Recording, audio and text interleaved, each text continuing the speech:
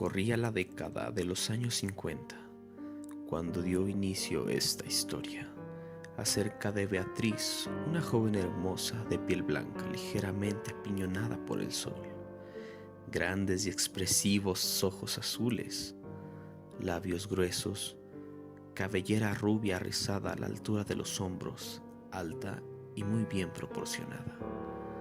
Nunca pasaba desapercibida.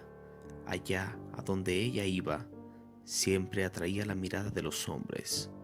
Sin duda, no le faltaban pretendientes a la hermosa joven Beatriz. No obstante, ella decidió unirse a un convento de monjas y servirle a Dios por toda su vida. Ella era de una familia adinerada. Tenía el apoyo de sus padres, a los cuales les gustaba la idea de que su hija tuviera como esposo a Dios mismo. No imaginaban algo mejor para ella, de manera que no hubo inconveniente alguno en que la joven Beatriz ingresara a uno de los mejores conventos de la ciudad de Durango. Naturalmente, se internó y vivió ahí durante su educación y preparación para recibirse como monja. Fue en esa época cuando la invasión francesa llegó al estado de Durango. Una de las bases militares de este ejército estaba situada muy cerca del convento de Beatriz. Entre las filas de este ejército se encontraba el soldado Fernando, un joven bien parecido, de cabello castaño, piel blanca, alto y esbelto. Beatriz, inmediatamente después de que miró por primera vez a Fernando, sintió una fuerte atracción hacia él, algo que no había experimentado jamás. Y para su fortuna, tenía la oportunidad de observarlo todos los días, puesto que cada mañana los soldados de esa base militar daban un recorrido en el cual pasaban justo enfrente de la entrada del convento de Beatriz. Con el paso de los días, sin darse cuenta, Beatriz iba poco a poco enamorándose, idealizando a el joven guapo soldado francés. Sin embargo, ella era consciente que un amor entre ellos sería imposible,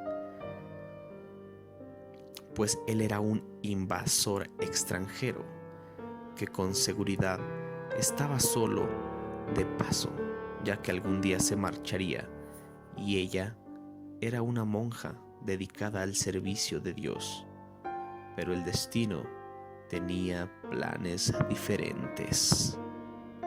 Poco tiempo después de estos acontecimientos, el convento de Beatriz tuvo que cerrar sus puertas indefinidamente debido a diversos factores como lo fueron los conflictos bélicos, la falta de recursos que sufría la iglesia en general por su reciente separación del Estado.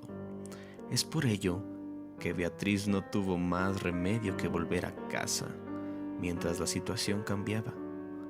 Pero esto no era nada alentador para Beatriz, ya que regresaba a una casa más vacía, pues su padre había sido alcanzado por la muerte hacía no mucho tiempo debido a una enfermedad, y su madre ya estaba bastante vieja y cansada. De hecho, un par de días después de volver a su casa, tuvo que enfrentar la muerte de su madre también y hacerse cargo de todo. Su vida iba claramente cuesta abajo. Cuando los franceses estaban realizando su retirada del país, ya que estaban siendo superados, alcanzados y fusilados por las Fuerzas Armadas mexicanas, el pelotón de Fernando sufrió un fuerte ataque mientras se retiraban del país. Muchos soldados franceses no lograron huir y fueron fusilados. En el caso de Fernando, fue herido, pero logró escapar con vida y escabullirse por la ciudad buscando refugio, y lo que atinó a hacer fue a pedir auxilio en las pocas casas que encontraba en su camino, mas no corrió con mucha suerte hasta que llegó a la puerta de Beatriz. El soldado golpeaba desesperadamente la puerta y Beatriz, al escuchar el escándalo, se asustó y no sabía si debía de abrir o no. Estaba dudando, pero al final su corazón fue movido a misericordia y decidió abrir, pues sabía que debido al estruendo de los golpes debería de ser algo urgente, sin duda alguien que buscaba ayuda. Y cuando abrió la puerta, sus ojos no daban crédito a lo que veían. Era el joven soldado que miraba pasar todas las mañanas enfrente de su convento. Era Fernando, el joven del que ella estaba enamorada. A pesar de la impresión, rápidamente Beatriz cayó en cuenta que el militar estaba herido y necesitaba ayuda urgente. Nuevamente, ella no sabía qué era lo que debía de hacer, pues él era un soldado francés, un invasor al cual estaban buscando para fusilar. Sin duda alguna, sabía que no debería de ayudarlo, pero por otra parte, no podía dejar que muriera así nada más. A fin de cuentas, era una persona y además estaba enamorada de él. Entonces, decidió ayudarlo. Lo escondió en su casa y sanó sus heridas. En poco tiempo el joven Fernando estaba como nuevo y sentía más que solo agradecimiento y empatía con Beatriz. En los días que vivieron juntos, el joven francés fue cautivado y se enamoró de Beatriz, de sus tratos, de su gentileza, de su calidez y de su hermosura. Y así vivieron por un tiempo, enamorados uno del otro, felices hasta que más temprano que tarde llegó el momento de enfrentar la verdad. Fernando no podía quedarse escondido en la casa de Beatriz para siempre y le expresó a ésta sus planes de volver a Francia, arreglar las cosas y volver por ella. Pero Beatriz se rehusaba, no quería perderlo y él tampoco quería perderla a ella. A fin de cuentas, Fernando logró convencerla, jurándole por Dios que regresaría y se irían juntos a vivir a Francia. El día siguiente, después de que lograron este acuerdo, Fernando partió muy temprano de madrugada y después de un último abrazo y de un último beso, Beatriz vio con lágrimas en los ojos cómo la silueta de su amor se desvanecía poco a poco en el horizonte. Con el tiempo, eventualmente el convento de Beatriz volvió a abrir y ésta retomó el hábito de monja, mientras aguardaba que su amado Fernando volviera por ella. Beatriz diariamente de forma religiosa subía a la cúpula más alta de la catedral de la ciudad para mirar desde ahí si Fernando volvía. Pero el tiempo pasó. Pasaron los días, pasaron las semanas, pasaron los meses, pero Fernando jamás regresó.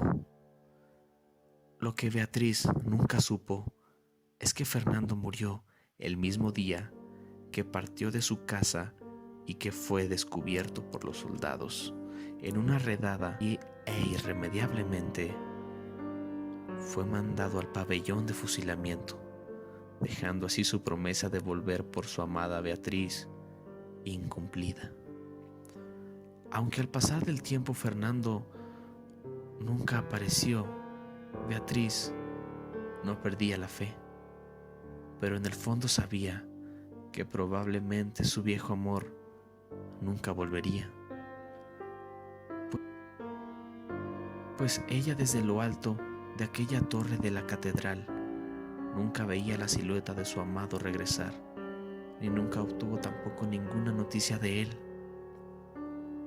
En un desafortunado día, el cura de la catedral subió a la cúpula a donde Beatriz solía subir, solo para darse cuenta con horror que en el suelo debajo de la torre se encontraba el cuerpo sin vida de Beatriz. Ella había caído